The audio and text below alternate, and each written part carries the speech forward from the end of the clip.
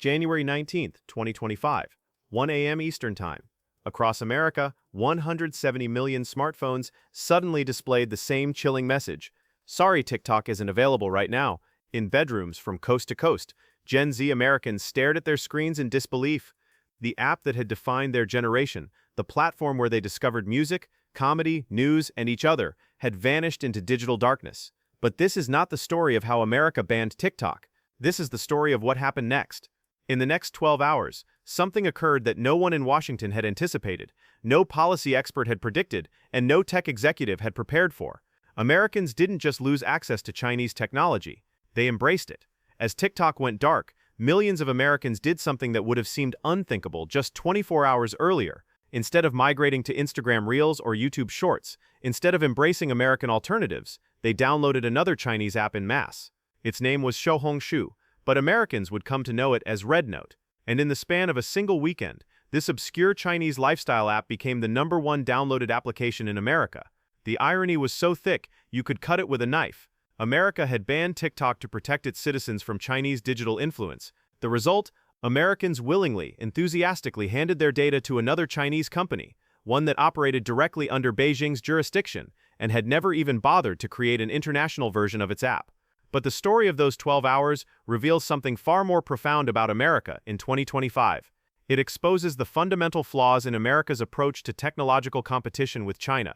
It demonstrates how digital bans have become the new prohibition, creating black markets and unintended consequences. And it shows how America's attempt to build a digital iron curtain may be backfiring in ways that strengthen China rather than containing it. To understand why TikTok's ban was always doomed to fail, you need to understand why 170 million Americans were so attached to an app that their government considered a national security threat.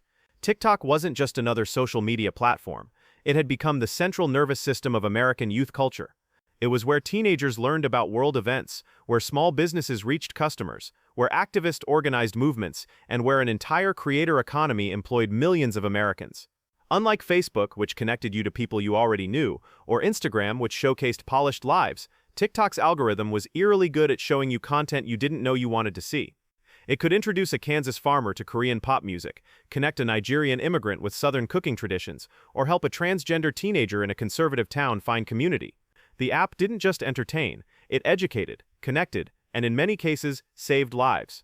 When Congress passed the law requiring ByteDance to sell TikTok or face a ban, lawmakers assumed Americans would simply migrate to domestic alternatives. They hadn't considered that TikTok's users might view the ban not as protection, but as an assault on their digital freedom.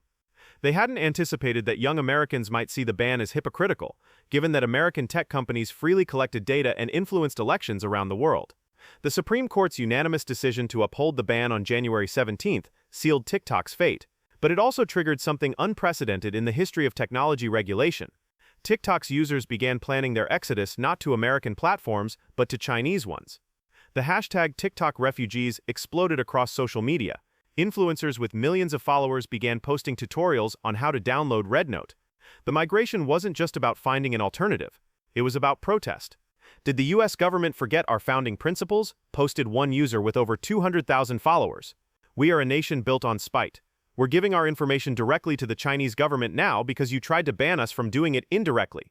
RedNote had been available in American app stores for years, but virtually no Americans had heard of it.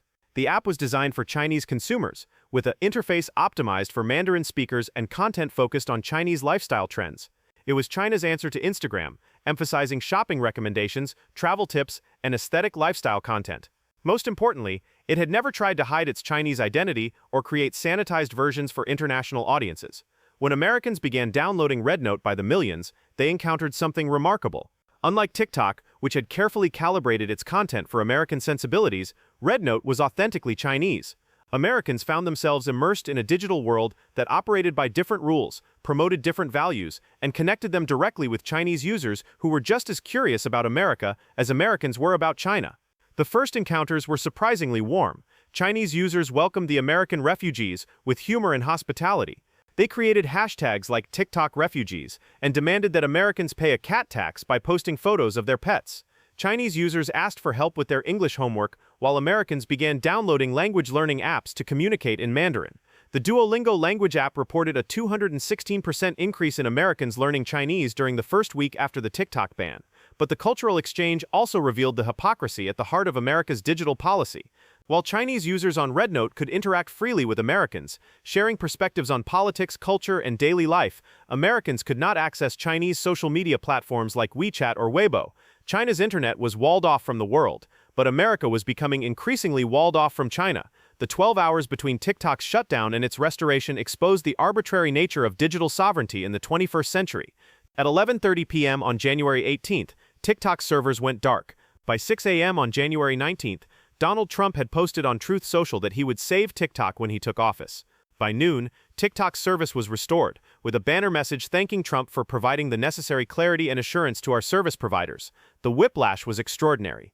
In less than 12 hours, TikTok had gone from banned to restored based on a single social media post from a president who hadn't even been inaugurated yet. The rule of law had been replaced by the rule of Trump's Twitter-like pronouncements. American tech companies, which had spent months preparing to comply with the ban, suddenly had to reverse course based on a Truth Social post, but the damage was done. Millions of Americans had already downloaded RedNote, creating the largest one-day migration to a Chinese app in history. At its peak, RedNote had over 3.4 million daily active American users, more than many established American social media platforms. The app that the U.S. government had never heard of suddenly had more American users than LinkedIn or Pinterest. The RedNote phenomenon revealed something crucial about America's approach to technological competition with China. Washington had spent years crafting elaborate restrictions on Chinese technology companies, from Huawei to TikTok to telecoms equipment. But these restrictions had been designed by lawyers and policymakers who didn't understand how technology actually worked in people's daily lives. The assumption underlying every tech ban was that Americans would prefer inferior American alternatives to superior Chinese products, given the choice. TikTok's algorithm was more engaging than Instagram's. Huawei's phones were more innovative than many American competitors. Chinese apps often offered features that American equivalents lacked, but policymakers assumed that national security concerns would override user preferences.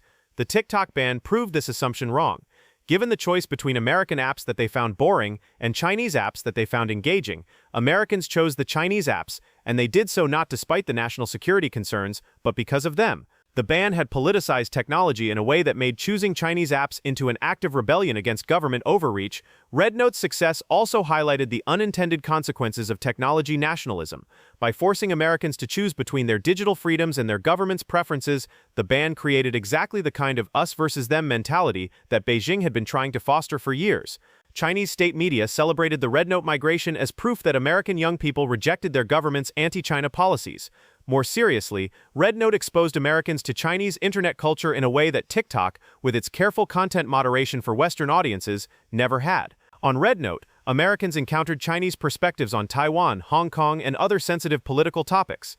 They saw how Chinese algorithms promoted different types of content and operated under different assumptions about privacy and government surveillance. Some American users reported being banned from RedNote for posting content about LGBTQ issues or political protests that would have been acceptable on American platforms. Others found their content promoted by algorithms that seemed to favor different types of beauty standards, lifestyle choices, and cultural values than American platforms.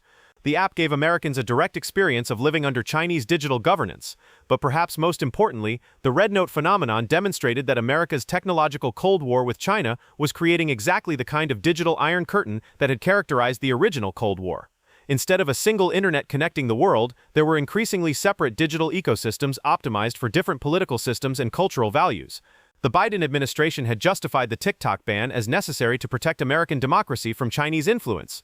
But the ban had achieved the opposite result. It had driven millions of Americans onto Chinese platforms where they were even more exposed to Chinese influence. It had demonstrated that American alternatives were not compelling enough to retain users when they had other options. And it had shown that digital sovereignty, like other forms of sovereignty, could not be imposed from above without popular consent. The TikTok test also revealed the fundamental weakness in America's broader strategy of technological containment. For years, Washington had operated under the assumption that it could maintain American technological leadership by restricting Chinese access to American technology while simultaneously restricting American access to Chinese technology. But technology doesn't work like territory. You can't draw lines on a map and expect digital borders to hold. Every restriction on Chinese technology created an incentive for China to develop indigenous alternatives. Every ban on Chinese apps created demand for Chinese alternatives. Every attempt to contain Chinese technological development forced China to become more self-sufficient and innovative. The strategy that was supposed to maintain American technological dominance was actually accelerating Chinese technological independence. the TikTok ban lasted only 12 hours, but its effects will last for decades. It showed that America could not ban its way to technological supremacy. It demonstrated that digital prohibition, like alcohol prohibition in the 1920s, created black markets and unintended consequences. And it proved that America's attempt to build a digital iron curtain was more likely to isolate America than to contain China. 3 months after the ban, RedNote still had over 800,000 daily American users, vastly more than before the TikTok controversy. Hundreds of thousands of Americans had learned basic Mandarin through language apps. Cultural exchanges between American and Chinese users on the platform had created new forms of digital diplomacy that operated entirely outside government channels. The TikTok test had become a test of something much larger, whether America could compete with China in the realm of soft power and cultural influence. And the results of that test were troubling for anyone who believed in American technological and cultural superiority. As TikTok returned to operation under Trump's temporary reprieve, a larger question loomed over American technology policy.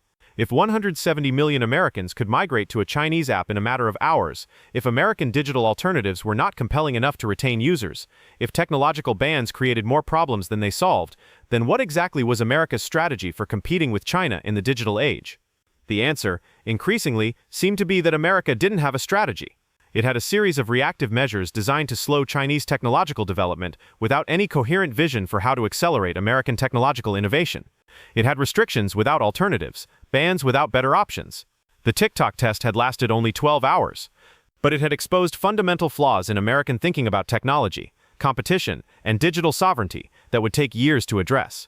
And in those 12 hours, millions of Americans had gotten their first taste of life behind China's digital firewall. Many of them liked what they found. The TikTok controversy was just the beginning of America's digital dilemma. While politicians debated app bans, a quieter but more profound shift was taking place in the world of finance. America's largest investment firms were quietly disentangling from China, even as Chinese money flowed into American assets. This is the story of how Wall Street learned to stop worrying and love financial nationalism.